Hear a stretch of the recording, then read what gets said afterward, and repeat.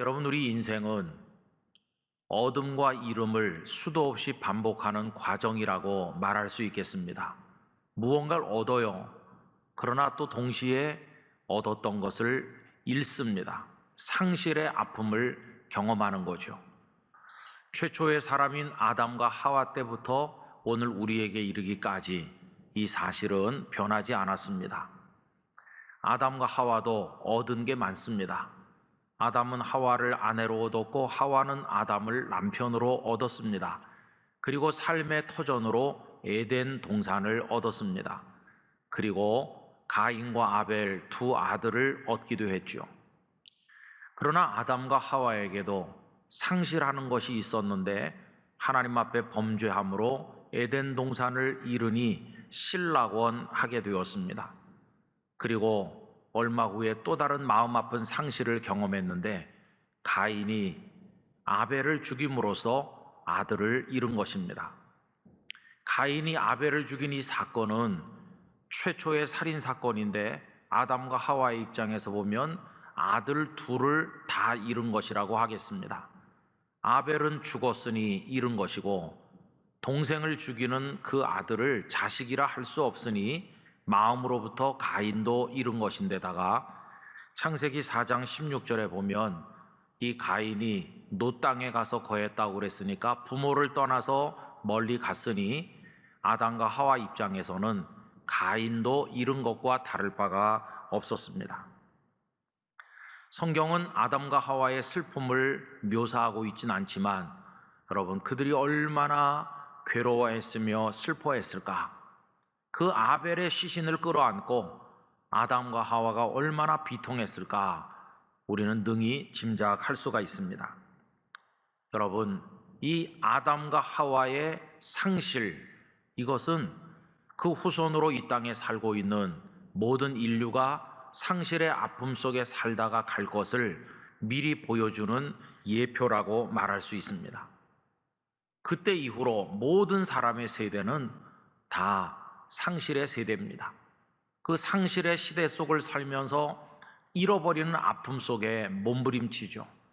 사랑하는 사람을 잃어버리고 건강을 잃어버리고 재산을 잃어버리고 꿈과 미래를 잃어버리면서 그 잃는 고통 속에 괴로워하다가 세상을 떠납니다. 그렇게 살던 어느 날 눈을 감으니 그 순간은 생명도 잃는 것이고 살아있는 동안에 그렇게 사랑하고 집착하고 끌어안았던 세상 모든 것을 잃어버리는 것이라고 말할 수 있겠습니다. 거기다가 우리는 코로나 팬데믹으로 사랑하는 이들을 만나고 교제하는, 함께하는 기쁨 또한 잃어버리고 살아가고 있지 않습니까? 여러분, 그런 의미에서 우리는 잃어버린 아벨을 슬퍼하는 사람으로 이 땅을 허덕이며 살고 있다고 하겠습니다. 우리 모두는 아벨을 잃고 있어요. 그 아벨을 잃어버린 상실의 아픔 때문에 괴로워하면서 살아가고 있는 것입니다. 그런데 여러분, 아담과 하와에게는 아벨의 죽음이 그저 아들의 죽음으로만 끝나는 것은 아니었습니다. 그 속에는 굉장히 심각한 영적인 문제 또한 들어 있었는데 그것은 다름 아닌 구원의 길이 막히게 된 것이었습니다. 그때 아담과 하와는 구원받지 않으면 안 될 상황에 떨어져 있는 거 아닙니까? 이 두 사람은 하나님의 명령을 어기고 마귀의 꾀임에 넘어가서 선악을 알게 하는 나무 열매를 따먹음으로 하나님 앞에 죄를 지었고 하나님께서는 이 죄에 대한 결과로서 그들에게 징벌을 말씀하셨는데 정말 심각한 것이었습니다. 여러분, 창세기 3장 16절에서 19절을 보면 이 죄로 인해서 그들이 얼마나 허덕이는 인생을 살아야 될 것이며 그 결과가 비참한 죽음이 될 것인가, 이거를 말씀하고 있죠. 또 여자에게 이르시되 내가 네게 임신하는 고통을 크게 더하리니 네가 수고하고 자식을 낳을 것이며 너는 남편을 원하고 남편은 너를 다스릴 것이니라 하시고 여성들의 인생에 다가올 고통입니다. 17절 아담에게 이르시되 네가 네 아내의 말을 듣고 내가 네게 먹지 말라 한 나무의 열매를 먹었은즉 땅은 너로 말미암아 저주를 받고 너는 네 평생에 수고하여야 그 소산을 먹으리라. 땅이 네게 가시덤불과 엉겅퀴를 낼 것이라. 네가 먹을 것은 밭의 채소인즉 네가 흙으로 돌아갈 때까지 얼굴에 땀을 흘려야 먹을 것을 먹으리니. 고생 많이 해야 내 입에 목구멍에 풀칠할 거다. 남정네들의 고통을 이렇게 표현하셨습니다. 그 다음에 계속 보면 네가 그것에서 취함을 입었음이라 너는 흙이니 흙으로 돌아갈 것이니라 하시니라. 이제는 남녀를 불문하고 누구이든지 모든 사람은 한 줌의 흙으로 돌아가는 죽음의 고통을 겪게 될 것을 말씀하신 것입니다. 이렇게 아담과 하와의 죄로 인해서 그 죄성이 유전되고 있는 우리들까지 여기서 예외인 사람은 한 사람도 없어요. 갓난아기 태어나서 성장하고 그리고 공부하고 아까 말씀드린 대로 일터에 나가고 결혼하고 그러면서 생애를 마칠 때까지 얼마나 많은 눈물과 땀이 필요한 것일까요? 그 과정 속에 얼마나 소중한 것들을 많이 잃어버리고 슬퍼하고 아파하고 괴로워하면서 살다가 가는 것일까요? 여러분, 이런 우리들의 현실로부터 벗어나게 해주시는 걸 구원이라고 한다면 이 구원은 도대체 어디서 오는 것이겠나 하는 것입니다. 우리 영락교회 성도 여러분, 구원은 어디서 옵니까? 구원은 오직 한 분 하나님에게서만 옵니다. 하나님만이 우리의 구원의 소망이십니다. 하나님께서 우리를 구원하시지 않으신다면 우리에게는 아무 희망이 없습니다. 구원의 가능성 제로입니다. 그런데 하나님께서 그 자비하심과 긍휼로 죄에 대한 징벌을 말씀하시면서도 하나님께서는 그들을 구원하시기로 선한 작정을 하신 것입니다. 여러분, 이 말씀을 읽노라면 정말 감동되는 게 있어요.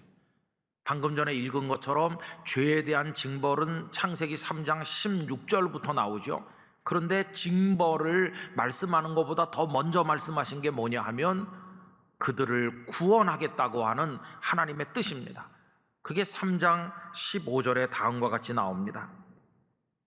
내가 너로 여자와 원수가 되게 하고 네 후손도 여자의 후손과 원수가 되게 하리니 여자의 후손은 네 머리를 상하게 할 것이요 너는 그의 발꿈치를 상하게 할 것이니라 하시고. 여러분, 교회 전통에서는 이 말씀을 하나님께서 우리들을 구원하시기 위한 최초의 말씀이라고들 설명하고 있습니다.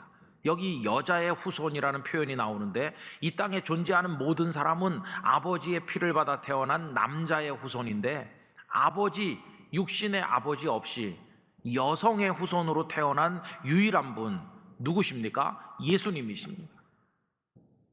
3장 15절에서 동정녀 탄생으로 태어나실 예수님을 말씀하면서 그 예수님이 너 이 마귀의 머리를 상하게 할 것이라고. 그래서 하나님께서는 징벌을 말씀하기도 전에 먼저 구원의 계획을 우리들에게 일러주고 계신 것입니다. 그래서 여러분, 하나님은 잘못한 사람의 종아리를 때리시는 하나님이실 뿐만 아니라 동시에 그들을 궁극적으로 구원하시는 아버지로 우리들에게 나타나시고 계신 것입니다. 여러분, 그러면 하나님의 우리를 향한 이 구원의 계획은 어떻게 이루어지는 것입니까? 그 여자의 후손으로 나실 메시아를 하나님의 때가 찰 때 이 땅에 보내시면 되는 겁니다. 그러면 이 말씀을 하신 때로부터 하나님의 때가 차서 그리스도께서 이 땅에 탄생하실 때까지 그 족보가 대가 이어져 내려와야 되죠. 그 대를 이어 내려가는데 가장 적절하게 쓰일 수 있는 귀한 사람은 다름 아닌 아벨이었습니다. 하나님께서는 아벨을 마음에 들어 하셨습니다. 하나님께서 아벨을 마음에 들어 하신 증거는 그의 제사를 받으신 것입니다. 어느 날 가인과 아벨 두 형제가 하나님 앞에 각기 제사를 했는데 가인의 제사는 거절된 반면 아벨의 제사는 하나님께서 연락하셨잖아요. 그런데 거기 주목할 것은 그들의 손에 들려있는 제물을 받으신 게 아니라 이 제물을 가지고 나오는 그 사람을 받기도 하시고 거절하기도 하신 것입니다. 그래서 창세기 4장 4절 5절에 다음과 같아요. 아벨은 자기도 양의 첫 새끼와 그 기름으로 드렸더니 여호와께서 아벨과 그의 제물은 받으셨으나, 제물이 귀해서 받으셨다기보다 제물을 가지고 나온 그 사람이 너무도 귀하니까 하나님께서는 아벨을 받으신 것입니다. 근데 가인이 거절된 것도 마찬가지 맥락이죠. 가인과 그의 제물은 받지 아니하신지라.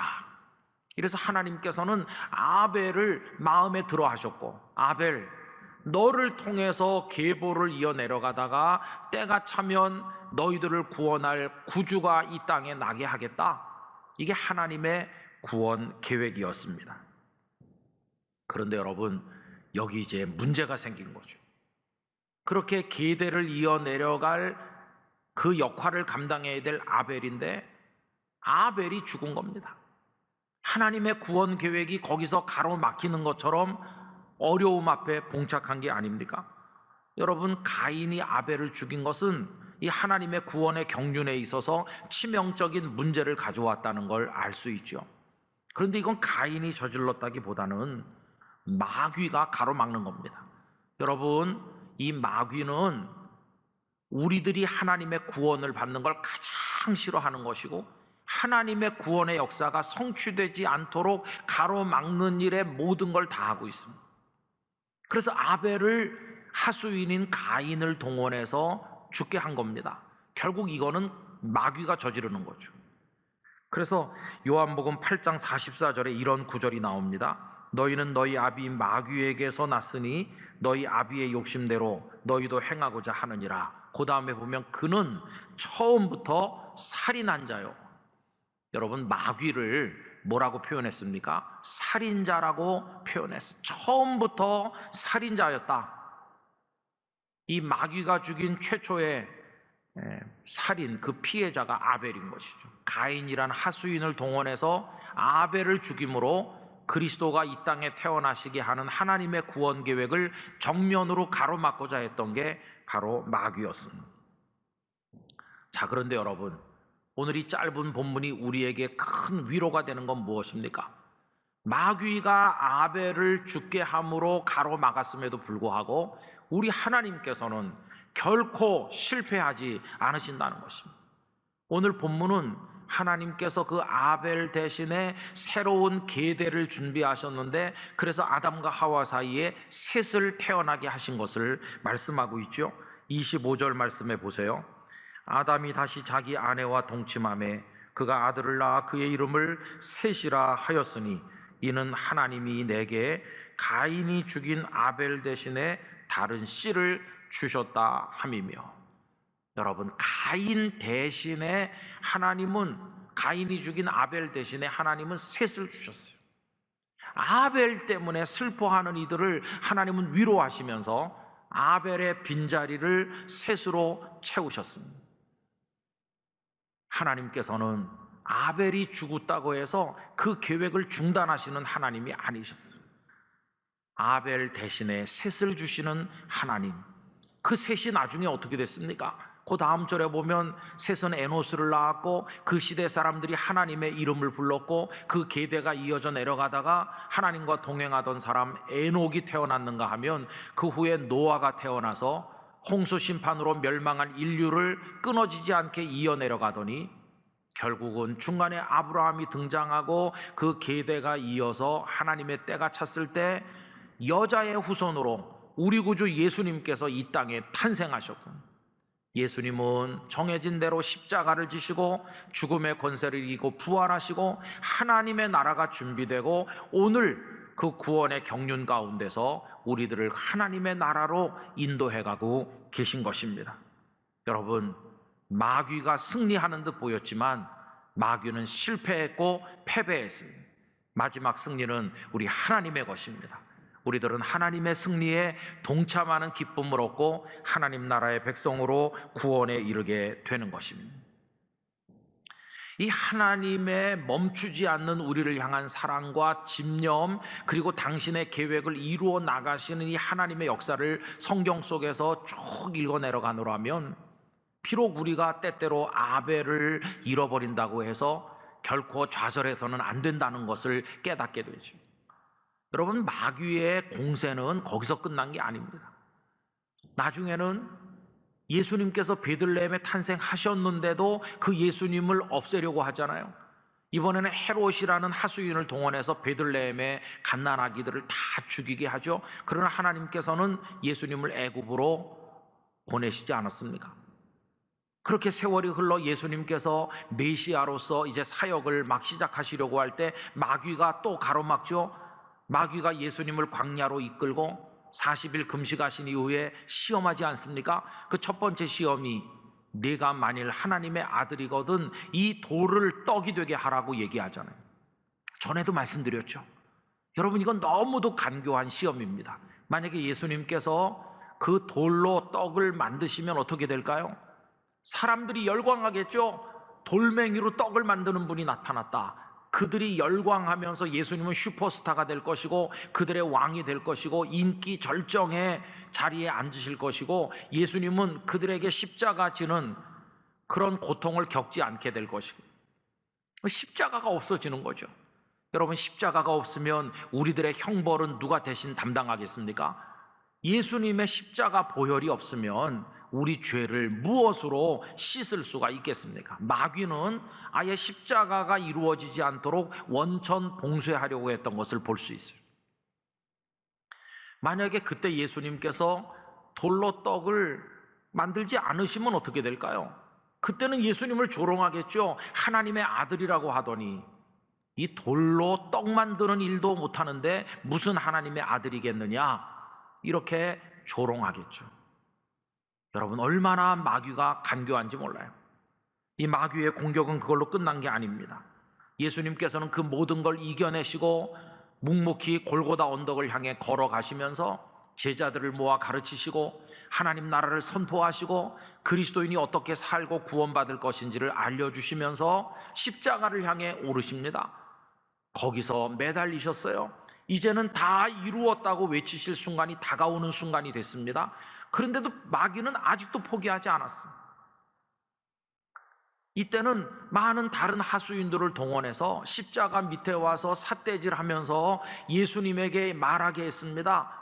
만일 네가 하나님의 아들이거든 십자가에서 내려오라, 이렇게 합니다. 얼마나 간악한지 몰라요.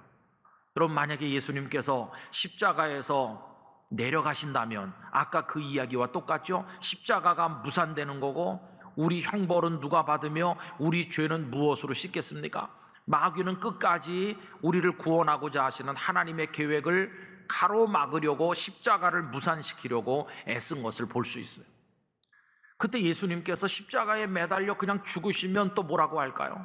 마귀는 조롱하겠죠. 자기도 하나 구원하지 못하면서 너무나도 연약한 모습으로 매달려 죽는 죄수가 어떻게 그대들의 구원자가 되겠느냐, 이러면서 예수님을 조롱하잖아요.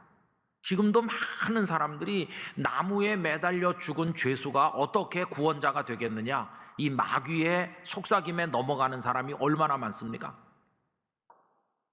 여러분, 마귀의 공세는 그걸로 끝난 게 아니에요. 그러나 우리 하나님은 그 모든 걸 극복하시고 마귀를 쳐서 부수시고 하나님의 구원 계획은 철두철미 지금까지 이루어지고 있는 것입니다. 아벨 대신에 셋을 보내주시더니 셋의 계보가 끊어지지 않고 이어져 내려가게 하시더니 많은 위협과 역사적인 어려움 속에서도 다음 때로 이어 내려가다가 하나님의 때가 찼을 때 우리 주님께서 이 땅에 탄생하시고 그리고는 이 많은 난관들을 넘어가면서 십자가에 달리시고 피 흘려 우리를 대속하면서 다 이루었다고 선언하시고 그리고 사흘 만에 죽음의 권세마저 깨뜨리시고 생명으로 부활하시고 그리고 하나님의 나라를 열어서 우리를 그 나라의 백성이 되게 하시니 얼마나 놀라운 하나님의 승리입니까? 여러분, 성경을 쭉 읽어보면 바로 그런 이야기로 가득 차 있어요. 아벨 대신에 셋을 세우셔서 당신의 뜻을 이루시는 상실의 아픔을 겪는 이들에게 또 다른 것으로 준비하시고 채우시는 하나님의 이야기가 가득한 것을 보게 돼요. 아벨 대신에 셋을 주신 하나님은 아브라함이 이삭을 제물로 드려 아들을 잃을 아픔에 빠져 있었지만 먼저 모리아산에 숫양을 준비해 주셨습니다. 모세가 죽어서 슬퍼하는 이 상실의 고통을 겪는 이스라엘 백성들을 위해서 여호수아를 벌써 오래전부터 준비하시다가 그들의 앞에 세우셨습니다. 타락한 제사장 엘리의 죽음으로 영적 지도자를 잃어버린 이스라엘 백성들을 위해서 벌써 어린 사무엘을 키워 준비하신 하나님이시죠. 엘리 대신 사무엘을, 그리고 하나님을 거역하다가 버림받은 왕 사울이 죽어서 백성들이 왕을 잃은 슬픔 속에 빠졌을 때 베들레헴의 목동 다윗에게 일찍이 기름을 부어 그를 연단하시고 그를 성숙히 하셔서 결정적인 순간에 이스라엘의 왕으로 그들 앞에 세우시지 않으셨습니까? 여러분, 아벨을 잃은 사람들을 위해서 셋을 준비하시는 하나님의 역사는 오늘까지 우리 중에 계속되고 있는 것입니다. 그것을 우리 믿음의 눈으로 보게 되기를 원합니다. 여러분, 마귀는 지금도요 포기하지 않았어요. 이렇게 준비된 우리 주님의 십자가와 부활의 복음이 전도되지 못하게 하려고 얼마나 가로막는지 몰라요. 믿는 이들을 핍박하여 죽게 만들고 선교사들이 선교하지 못하도록 여러 가지 방법으로 가로막고, 그 복음을 들은 사람들의 마음이 열려서 복음을 믿고 하나님의 자녀가 되는 걸 시기하면서 믿지 못하게 방해해요. 그래서 그들 속에 의심이 일어나도록 마귀는 지금도 역사하죠. 그리고 그 복음을 믿었을 때 다가오게 될 손해와 어떤 고난이 두려워서 그 두려움 때문에 예수님을 믿지 못하도록 하는 마음도 마귀가 계속해서 우리 속에 일으키고 있죠. 지금 전 세계적으로 복음이 전해지지 못하도록 마귀가 공격하는 곳이 얼마나 많이 있습니까? 그러나 여러분, 지금 이 순간도 하나님께서는 마귀의 권세를 꺾으시면서 구원받아야 될 사람들의 심령에 복음이 뿌려지게 하시고 영이 열려서 깨닫게 하시고 믿게 하시고 하나님의 자녀가 되게 하시고 입에서 입으로 삶에서 삶으로 통해서 전 세계 구석구석에 하나님의 복음이 증거되도록 역사하고 계신 것입니다. 하나님은 가만히 계신 하나님이 아니십니다. 하나님이 우리에게 계시고 그 하나님은 지금도 우리를 위해 일하고 계시고 하나님은 잃은 자들을 위해서 셋을 끊임없이 준비하고 계시므로 반드시 하나님의 역사가 이루어질 것이며 복음 통일이 이루어질 것이며 이 땅의 교회들이 다시 일어날 것이며 하나님의 역사를 경험하게 될 줄로 믿습니다. 지금 교회들이 어렵다고들 말하지만 어느 가정에선가 그리고 어느 교회학교에선가 한국교회의 내일을 짊어지고 나갈 하나님의 사람들이 마치 엘리 아래서 사무엘이 성장하듯이 지금 성장하고 있다고 저는 믿습니다. 대한민국 사회가 어렵고 혼란스럽지만 나라와 민족을 사랑하고 공평과 정의로 이 땅을 이끌어 나갈 하나님의 사람들이 어디선가 지금 준비되고 있는 줄로 저는 믿습니다. 여러분, 하나님은 끊임없이 우리를 위해서 셋을 준비하고 계신 것입니다. 그래서 여러분, 개인적으로나 가정적으로나 여러 가지 차원에서 아벨을 잃어버린 슬픔 가운데 울고 계시다면 이제는 눈물을 닦고 셋을 기다리는 마음으로 하나님을 바라보시기를 바랍니다. 우리에게는 그 하나님이 계십니다. 하나님은 우리 속에 일하고 계시고 반드시 우리에게 승리를 주실 것입니다. 우리는 실패하지만 하나님께서는 실패하지 않으실 것입니다. 우리는 때로 잃어버릴 때가 있지만 하나님은 잃어버린 그 눈물을 닦아주시고 그 자리를 은혜로서 채우실 것입니다. 그 하나님을 바라보면서 하나님만 의지할 때 하나님의 승리에 우리 모두도 동참하게 될 것입니다.